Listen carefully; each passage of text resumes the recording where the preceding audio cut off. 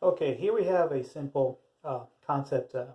Obviously, this machine, it's kind of futuristic, but pretty much we take in consideration is g-forces. Uh, uh, if you spin an object fast enough in g-forces, you can increase the weight of an object. For instance, if a human body is 100 pounds in 1 g, 1 Earth gravity, and you spin it to 2 g's, then obviously that person is going to be 200 pounds in 2 g force gravity. Same as astronauts go into a centrifugal machine to spin around in several g's.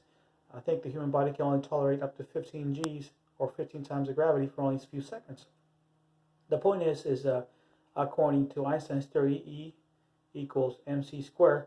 Basically, the faster an object moves, the more weight it gains. It's called inertia mass. Pretty much in physics, as we know, uh, basically mass is stored up energy. So energy equals mass, mass equals energy. And I don't say this. This is just written science. Basically, if you could look it up in Google, that's what it is. Uh, Inertia, or in this case, uh, increased velocity, or you know, uh, pretty much speed as itself is. Anytime you go faster, you increase mass. Anyway, we have these small engines. For example, let's say this engine spins at 100,000 G's. Okay, and it's a self-power engine. It's got its own power source and its own engine built into it. This is just an example purposes. So this is a whole unit of a motor with its own power source, um, and able to spin let's say 100 G's. So if this is one engine right here spinning 100 G's, the top portion of itself of the same motor, it's already spinning 100,000 G's. In other words, it's already spinning in motion.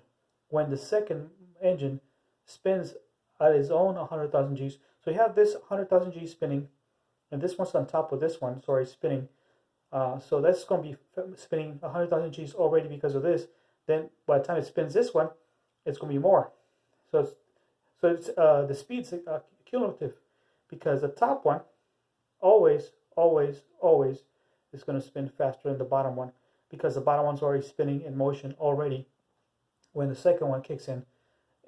So if this is spinning 100,000 G's, and when this one starts kicking in, and it's going to spin 100,000 G's more than the one underneath. So you add that in consideration. So 100,000 G's plus 100,000 G's plus 100,000 G's. So in other words, the more engines you built into it, or in series, you can make faster and faster. The motion is going to spin faster and faster, obviously, to the point desired you want. Let's say that you have several thousand engines in series, and then you have one ton mass. So if you increase this to let's say 100,000 G's for each engine, let's say for instance, for example purposes, you were somehow able to make this into 1 million G's spinning. So if this is a 1 ton object, that 1 ton multiplied by 1 million G's will be instantly, this 1 ton will become 1 million tons. Obviously, you have to figure out at what point does the metal starts flying off because of the G's trying to go sideways. But let's just for example purposes, if you were able to spin into 1 million G's and you're able to keep it together somehow, then that 1 million G's obviously uh, will become 1 million tons for this 1 ton. So each one of these parts that I drew in here all the way around in circles, all the way around, is each one's one of these. Okay, so this is the same as all these around in circle. Like I said, this could be a pipe or a cylinder or a sphere enclosed inside. So each one, let's say, has got spinning at so many G's. So you increase the mass of this one object. So when you start increasing the mass dramatically, there'll be a point where each mass will become its own, creates its own gravity. So let's say you were able to create its own gravity in this one. Let's say you're able to create 2Gs or 3Gs. So each one here was able to create its own gravity pull, because gravity pulls to it, right? So this is 1G, and each one's able to produce its own G's. Its own gravity. So you have a sphere with all these spinning tops in there, and they're all creating their own gravity, pulling toward um, their own mass. So what you have here, a sphere where I'll have all these spinning tops of a 1 ton mass, or that could be any mass, but point is they're all creating its own gravity. Once you spin it with stored up energy, with the G's, basically mass, increase in mass. Once you increase the mass to a certain point, the mass will start creating its own gravity. Okay? And let's say you have this one's, several of these are 1G, 2G, 3G. In other words, by synchronizing everything to where you want it, you can have an object here. You can move it anywhere in space within the sphere, within the tube, pretty much in the sphere. You can move it any direction, because you have an object. You could pull it this way, or you could pull it this way. You could pull it up, down, 4-dimensional. You could move an object anywhere. And if you increase the G's, if you increase the gravity pull of each one, it could be 1 gravity or 2 gravity. Each one could be individually gravities. By then, you can move that object in 4-dimensional, 3-dimensional space. You can move that object anywhere. You could also start pulling that object apart, and you could also assemble an object together. So you could take it apart or put it together with the invisible force of gravity. You could use gravity as a ability to move objects around, ability to take apart, to put together, using just gravity. So what's the benefit of this? First of all, you could fabricate molecules, atoms, okay, and you could also pull apart DNA strands.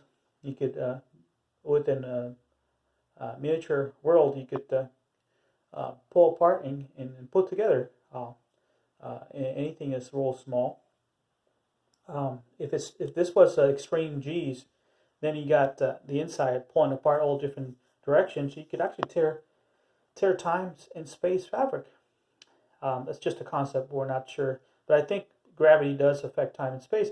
But if you got a sphere and everything's pulling apart from the center out, gravity's going this way, the center is going to tear somehow. That's just my comment. It's my just a concept theory. The other one is, the most dangerous part is that if you have an atom here and you use gravity to pull it apart all different directions, you can split atoms, which is very dangerous. I wouldn't really recommend that. That's very dangerous. Basically, like in Star Trek movies where you meals just appear out of nowhere, you can move objects. In other words, you can move matter within the sphere. You could create matter by adding molecules, by adding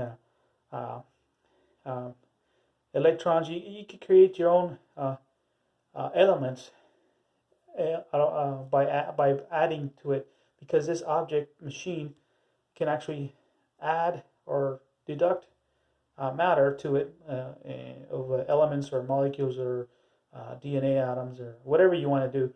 You could add or you could construct something or deconstruct it. In other words, take it apart in the smallest form.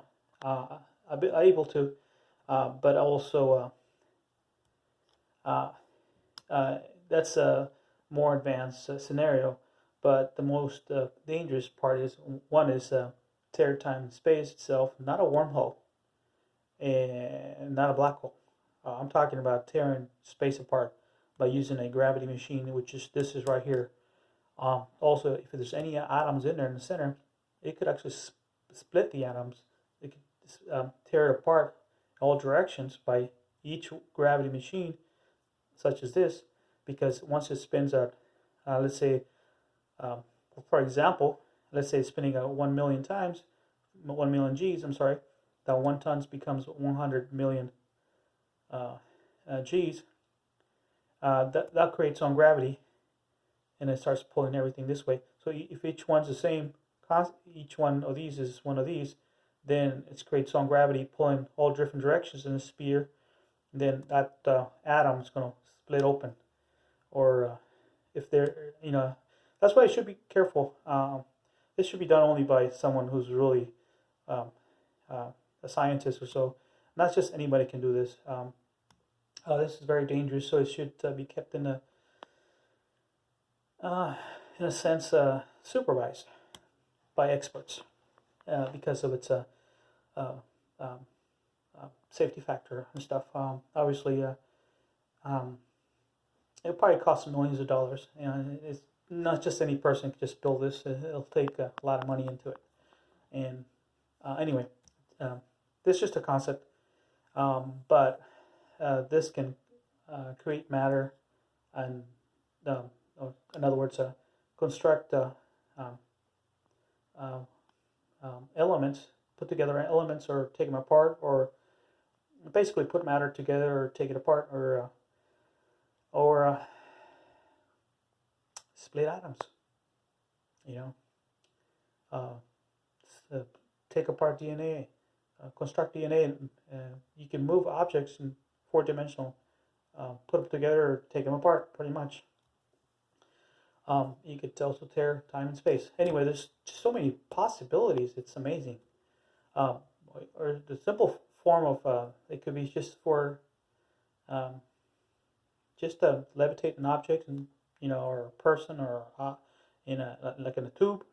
You could have objects move from point A to point B in a pipe tube transportation device. But the only problem with that is these will require immense energy. We're talking a lot of energy. Even in a sphere, it takes a lot of energy to process all this stuff. This is an invention. It's in the realms of science fiction, but it is a possibility with the science we have today. Anyway, cool stuff.